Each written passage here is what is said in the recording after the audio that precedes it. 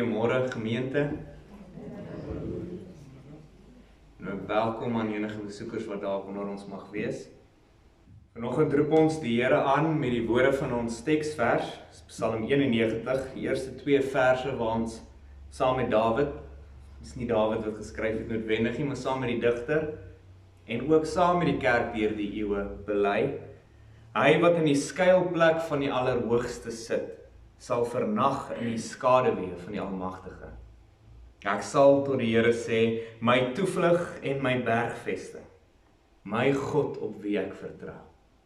En dan antwoord die Here ons: genade vir julle en vrede, van hom wat is en wat was en wat kom, en van die 7 geeste wat voor sy troon is, en van Jesus Christus, die getroue getuie, die eerstgeborene uit die dode en die owerste van die konings van die aarde. Amen. Ons loof ons Here dan met Psalm 47. Ons gaan van sing uit Psalm 47 uit en juis dink en sing en loof oor sy heerskappy en sy koningskap. Psalm 47 en daarvan sing ons verse 3 en vers 4.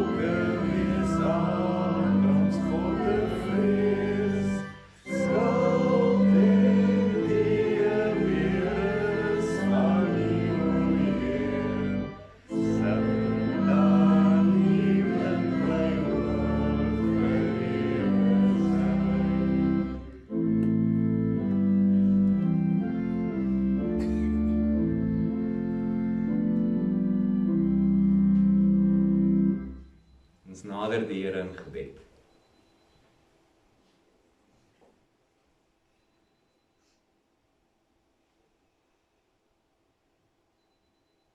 Ons almagtige God en hemelse Vader, ons prys U vir 'n dag waarin ons kan stil word voor U en ons hart en gedagtes vul met U lof. Dat ons vir U kan sing en U kan prys, soos wat ons tot in ewigheid sal. Dankie dat ons kan dink aan ons Here Jesus Christus nou. Hy wat verneder is tot in die gestalte van 'n knegg en tot aan die dood van die kruis, wat U opgehef het, wat nou aan U regterhand sit en heers oor alle vyande, oor alle magte, oor alle volke, selfs die wat hom ontken en verwerp, oor hulle heers hy.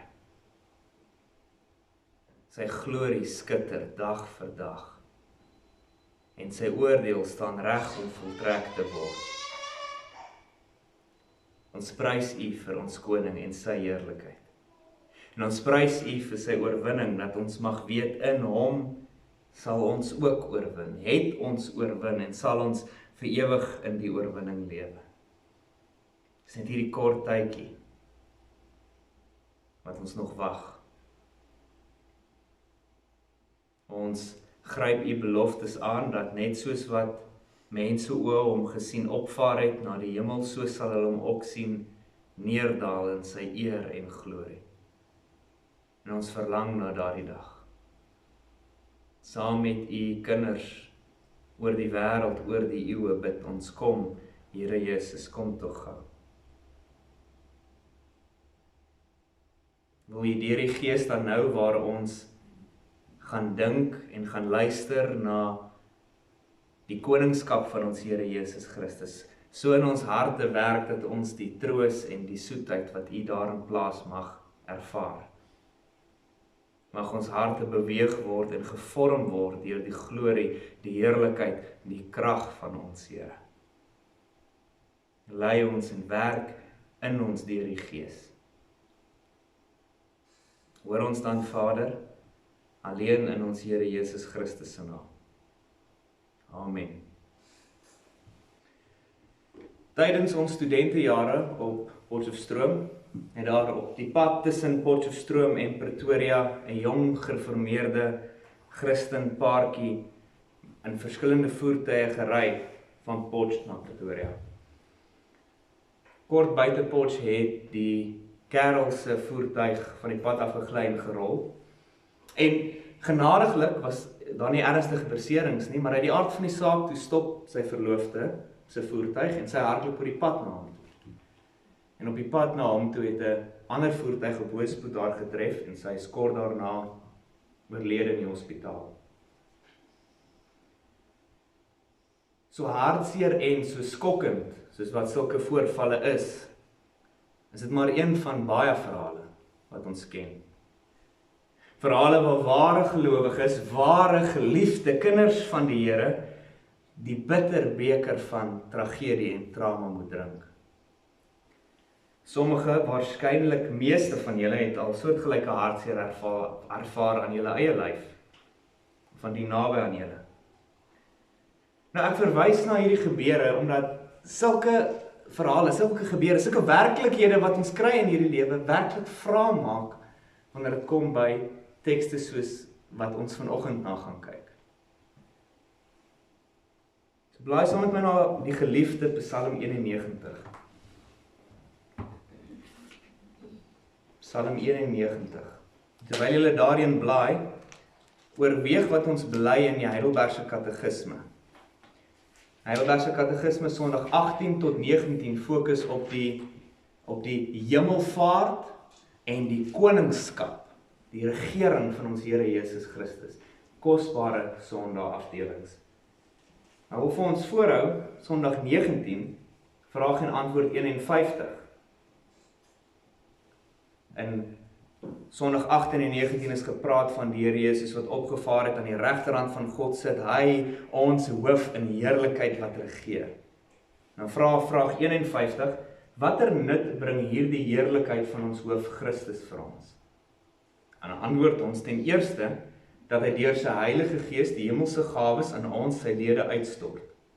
Ten tweede, dat hy ons met sy mag teen alle vyande beskerm en bewaar. En dis op hierdie tweede gedeelte waarop ons wil fokus vanoggend, wat ons vind in Psalm 91 in een van die rykste forme, dat hy ons met sy mag teen alle vyande beskerm en bewaar.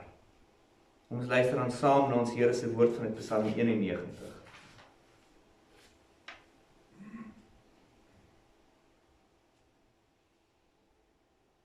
Hy wat in die skuilplek van die Allerhoogste sit, sal vernag in die skaduwee van die Almagtige.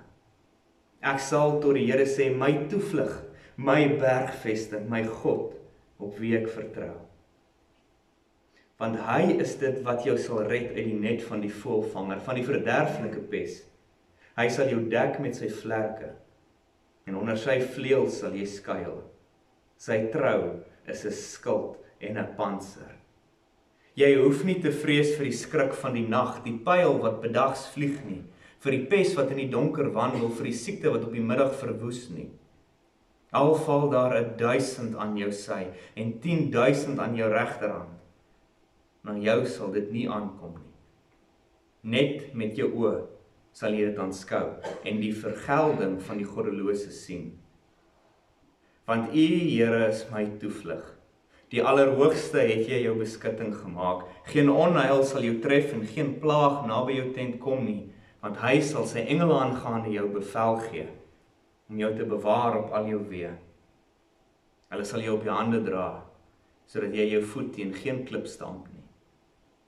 Op die leeu en die adder sal jy trap, die jong leeu en die slang vertrap. Omdat hy my lief het, sê God, daarom sal ek hom red, ek sal hom beskerm, omdat hy my naam ken. Hy sal my aanroep, en ek sal hom verhoor. In die nood sal ek by hom wees. Ek sal hom uitred en eer aan hom gee. Met lengte van dae sal ek hom versadig, en ek sal hom my heil laat sien. Tot sover. Nou die vraag is nou voor die hand liggend. Hoe verstaan ek Psalm 91, die troos uit hierdie woorde, aangesien alle soorte ongeluk en tragedie ons as gelowiges tref, insluitend die wat hier genoem word? Watter sin maak ons dan van die woorde? Waar is die troos? Nou ons moenie oneerbiedig of ongelowig of skuldig selfs voel as ons vra soos dit vra nie. Wanneer ons kyk na die woord van die Here en ons sien, maar dit klop nie met my ervaring nie. Moet ons vra, dit bewys juis jou eerbied en jou respek en jou agting en jou geloof in die woord van die Here wanneer jy worstel. Wanneer jy vra, wanneer jy sê, ek weet daar's troos hier, ek weet hierdie is waar. Hoe moet ek dit verstaan? Hoe moet ek daar uit die troos drink? Dit is soos Jakob, wat worstel met God by die spruit en hom nie wil loslaat tot hy hom seën nie. So ons vra dan, hoe? Jesus is dit belangrik om te sien in Handelinge. Daar leer die Here vir ons, deur baie verdrukkinge moet ons die koninkryk binnegaan. Dit is nie jou verbeelding, jou onkunde, jou ongeloof wat worstel met sulke tekste en sulke beloftes, terwyl ons tragedie en seer ervaar nie. Die skrif leer vir jou beide hierdie waarhede.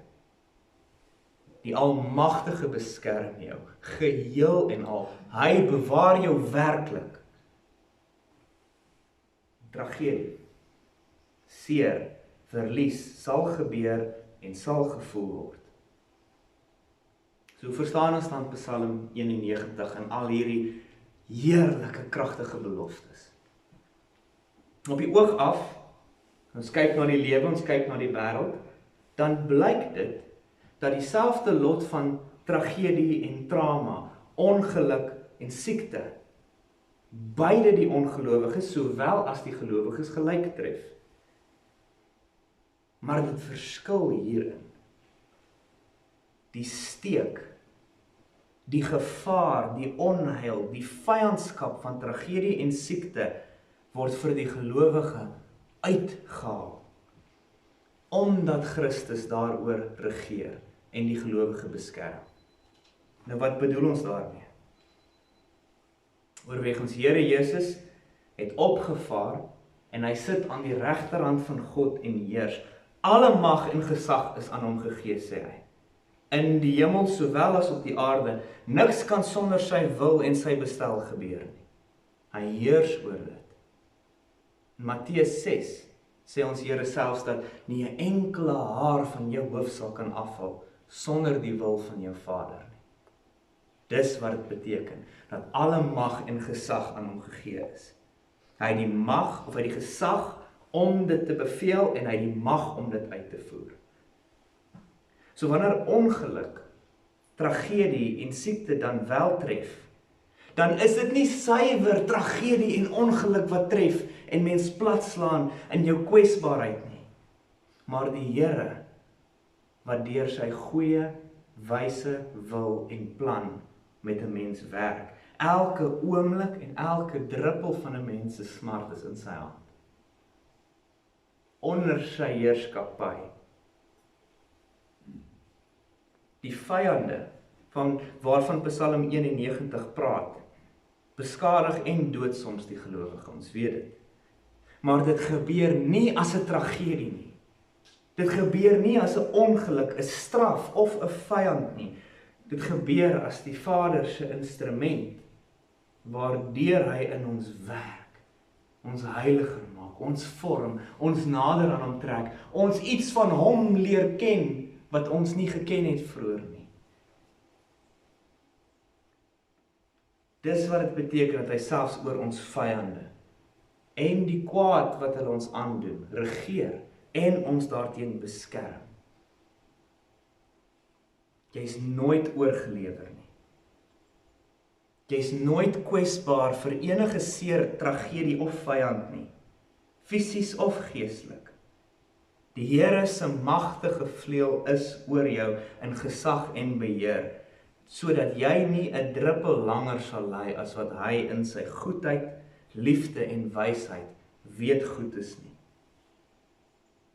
Elke oomblik in jou lyding kan die Here die situasie onmiddellik verander. Handomkeer. Hy het die gesag, hy het die mag om dit te doen. En hy sal dit doen sodra hy weet die tyd is reg.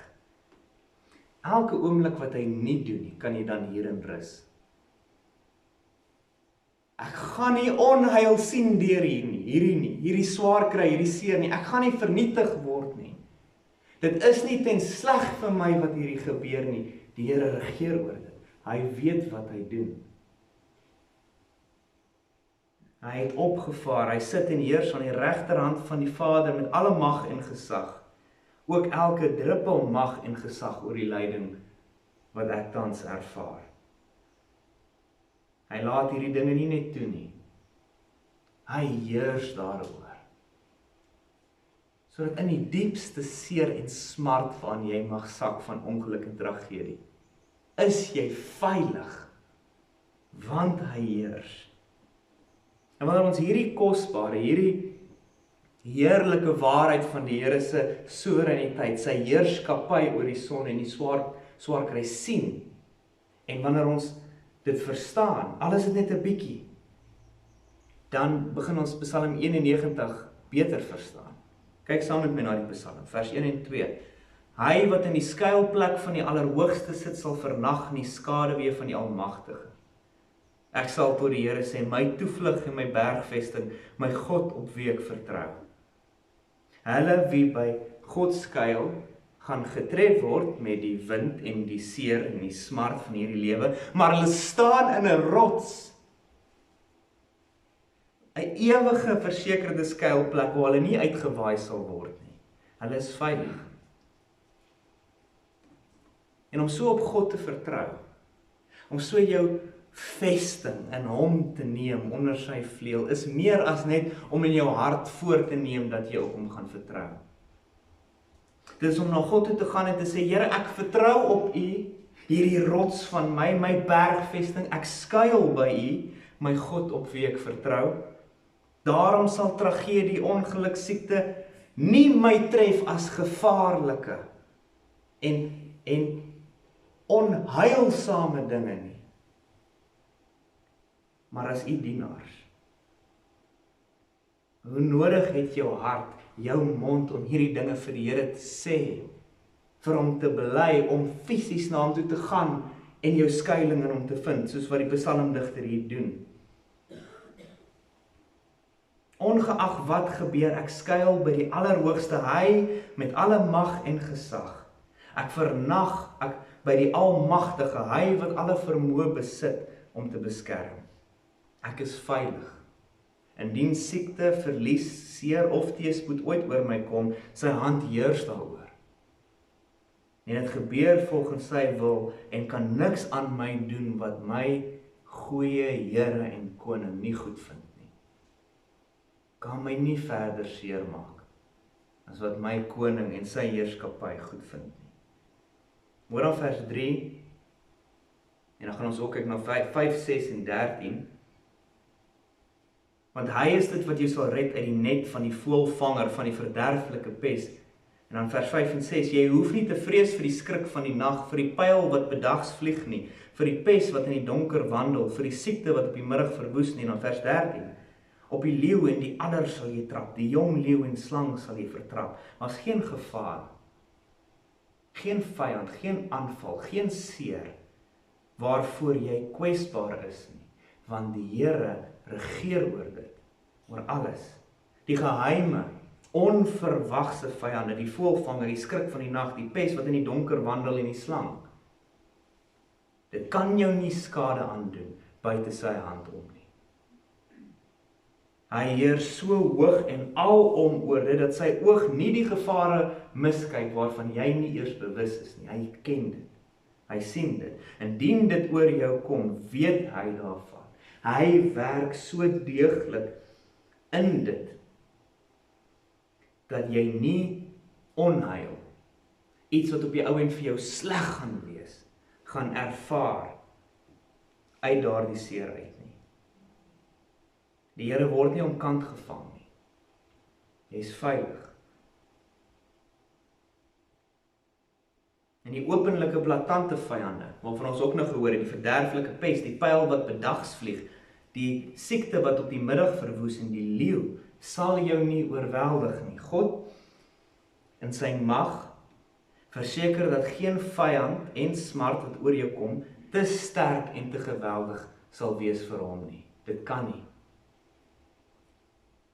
Dit kan jou nie 'n oomblik dieper of langer bedroef as wat hy die Almagtige daarvoor beskik nie. Hy kan nie oorweldig word nie.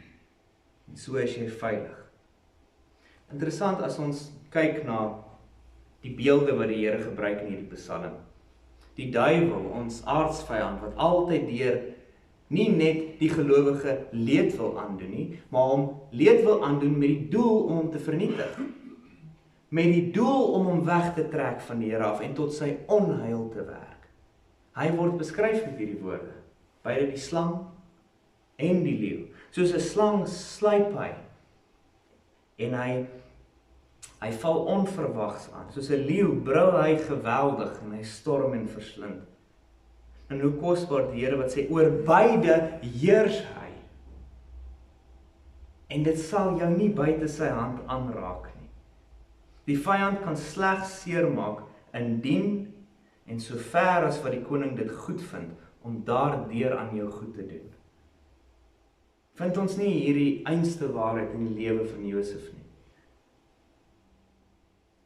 Josef wat deur sy broers amper gedood en toe verkoop is, wat net in die huis van Potifar begin opbou, en daar word hy valslik beskuldig en hy word in die gevangenis gewerp, en aan die heel einde, wanneer sy broers weer voor hom is, dan spreek hy daardie bekende woorde, julle het wel dit aan my gedoen ten kwade, maar die Here het dit gedoen ten goeie. Dis hierdie kosbare waarheid, omdat die Here oor Josef regeer en hom bewaar het nie gemaak dat sy broers hom nie in die put gooi nie, dat hy nie verkoop word nie, maar het gemaak dat die Here juis daarin werk, ten goeie, beide vir Josef, sowel as vir die hele volk.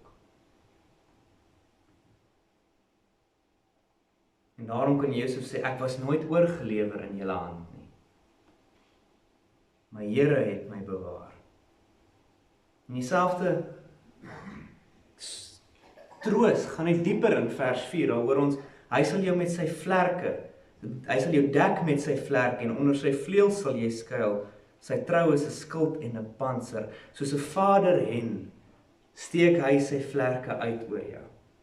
Sy bewaring is uiters persoonlik, soos 'n hen, die vlerk oor 'n kuikentjie steek. Hy ken jou sy kuiken. Hy weet presies wanneer jy wat nodig het, watter gevare, watter siektes, watter seer op jou pad voorlê, en hy bewaar jou persoonlik.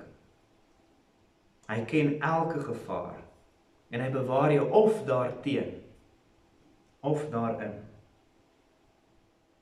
En soos 'n skild en 'n pantser kan niks deur sy bewaring breek nie. Tussen ons en die sla, die smart, wat op ons pad kom hy in soos 'n skild, met sy skild, met sy pantser. Hy haal die steek en die vyandskap uit die sla uit. Wat jy voel en ervaar is nie die gevaarlike huil, die gevaarlike houe, die onheil en die skade en die vyandskap nie. Dit breek nie deur nie. Wat jy voel en ervaar is die liefdevolle beproewing, vaderlike vorming van die Here, jy is veilig.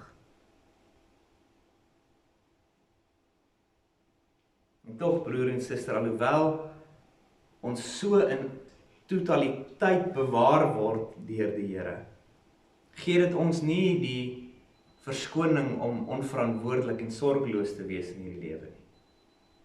Dis nou weer heeltemal aan die ander kant afval. Die een kant is dat ons heeltyd vrees vir die tragedie en die seer van hierdie lewe, asof die Here nie oor dit regeer nie, en die ander kant waar ons kan afval, is om te sê, omdat die Here regeer, hoef ek geensins verantwoordelik te lewe nie. As ek swaar kry, die Here regeer daaroor, hy sal sorg. Hoor vers 11 en 12. Want hy sal sy engele aangaande jou bevel gee om jou te bewaar op al jou weë. Hulle sal jou op die hande dra, sodat jy jou voet teen geen klip stamp nie. En jy sal onthou, die duiwel het hierdie woorde geneem, en ons Here Jesus Christus versoek daarmee om homself van die tempel se dak af te werp. En die Here se antwoord, daar staan ook geskrywe, jy mag die Here jou God nie versoek nie. Indien 'n mens se roekeloos lewe, sorgeloos, onverantwoordelik op grond van God se beloftes, dan sou mens besig wees om hom te versoek. Om vir die Here te sê, sal hy doen wat hy gesê het, ek gaan myself afwerp. Kom ons kyk of hy getrou gaan wees. Dit is om God te beproef, en daarvoor gee hy nie beloftes nie. Die Here Jesus het nie gespring nie. Hy het sy lewe lank God vertrou om hom op so 'n wyse te bewaar, soos wat hy hier in Psalm 91 beloof het. En die Here het, sien dit beide in die lewe en die dood van ons Here Jesus, hoe God hom so bewaar het. Dink aan sy lewe, hoe baie male was hy in die knyp, waar die volk hom wou doodmaak, wil stenig, hom van 'n kraans wil afgooi. En God het hom elke keer daaruit gered. Sy lewe gespaar, omdat nog nie sy tyd was nie. En dink aan sy dood. Ons Here Jesus se kruisdood is sekerlik die duidelikste openbaring van hoe die Here in hierdie beloftes werk. Aan die kruis ervaar ons Here uiterste smart. Nie net liggaamlik nie, maar ook aan sy siel, want hy word gestraf vir die sonde wat ek gedoen het. Dit word op hom geplaas en hy word gestraf daarvoor. Maar die Here los hom nie daar. Kosbaar getuig Psalm 16 nie ook hiervan nie. Dat hy nie in die doderyk oorgelaat nie, en hy nie die verderf gesien nie. Die Here bevestig dat hy die goeie doen deur die seer, die smart, die tragedie wat oor Christus gekom het, wanneer hy hom weer opwek. En wat het hy daardeur gedoen? Hy het die bruid van Christus gekoop. Die beste, mooiste, skoonste werk wat al ooit geskied het op aarde, het die Here gedoen deur die donkerste smart oor sy seun te stuur. En dit is om sy bruid los te koop. En nou kan ek Psalm 91 vers 14 en 15 se troos regtig vertrou, se beloftes. Vers 14. Waar God sê, omdat hy my liefhet, sê God, daarom sal ek hom red. Ek sal hom beskerm omdat hy my naam ken. Hy sal my roep en ek sal hom verhoor. In die nood sal ek by hom wees. Ek sal hom uitred en eer aan hom gee.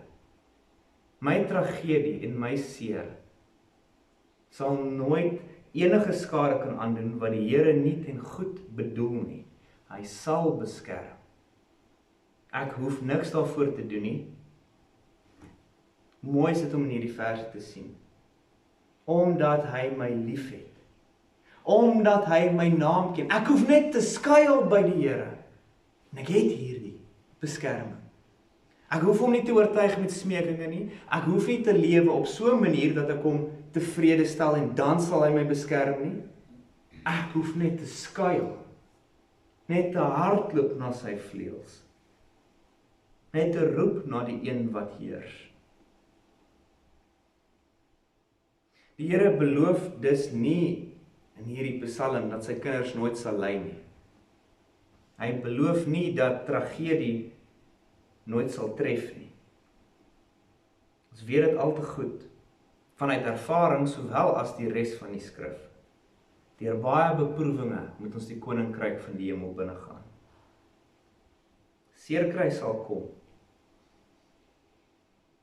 maar nie as 'n vyand nie.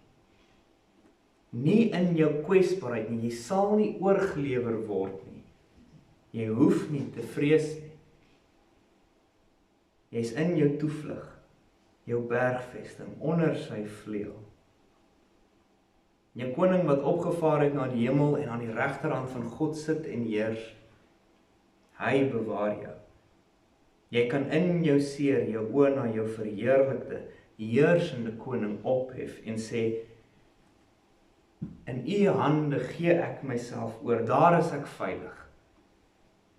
Die beker is dalk bitter, maar ek sal nie gif in daardie beker vrees nie, want dit is 'n beker uit die hand van my Here.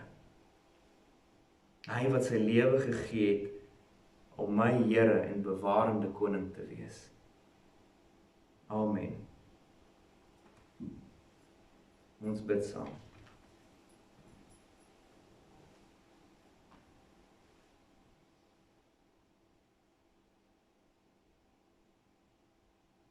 Ons almagtige God en barmhartige hemelse Vader, U ken ons broosheid, hoe maklik ons breek, hoe maklik ons wantrou. En tog gee U vir ons hierdie kosbare, heerlike beloftes, dat U so heers en regeer, dat geen kwaad of tragedie of onheil ons ooit buite U hand om kan tref nie. Ons is veilig. Ons dankie Vader vir die rus en die beskerming wat U dan gee, dat U altyd die goeie werk daar waar U seer beskik. Ons dankie dat U dan die so heers oor die seer en die sonde en die tragedie van hierdie lewe, dat U dit buig om U dienaars te wees, om U wil en U plan uit te voer. Ons prys U dan vir U goedheid en getrouheid en U bewaring. Ons prys U vir ons Here Jesus Christus wat daardie heerskappy bevestig deur hy wat nou aan U regterhand sit. En ons kom na U altyd behoeftig, altyd in nood vir hierdie troos. Want hierdie lewe is swaar en seer. Wil U ons oë dan altyd op U heersende hand hou, sodat ons weet ons is altyd in die palm van U hand. U weet altyd wat U doen. U heerskappy en U mag en gesag is soos U stok en U staf altyd oor ons. O, vertroos ons harte deur U Gees in hierdie waarheid. En werk dan so in ons dat ons geen onheil sal vrees nie. Dat ons nie die tragedie en die seer van hierdie lewe sal vrees nie, want ons weet U heers oor dit. En dat U ons altyd met wat goed is vir ons sal versorg. O, mag ons tog dit glo, mag ons U dieper ken. Hoe dieper ons U ken, hoe sterker glo ons, hoe liewer kry ons U. Werk dan tog so in ons hart, Vader. En so bid ons ook hierdie troos vir al U kinders wat deur beproewing gaan tans, of dit aan hulle eie liggaam is of die van 'n geliefde. Hou tog hulle oë op U, U wat goed, wys en uiters lief vir hulle is. En U wat heers en regeer volgens daardie wysheid, goedheid en liefde. En mag hulle tog staande gehou word en getroos word. Wil U ons altyd bewaar soos wat U hier in die woord beloof. Wil U ons altyd staande hou by U, onder U vleuel. Hoor ons dan, Vader, alleen in ons Here Jesus Christus se naam. Amen. Ons sing nou in slotte vir ons Here, Psalm 91, en daarvoor gaan ons saam sing vers 1 en vers 7.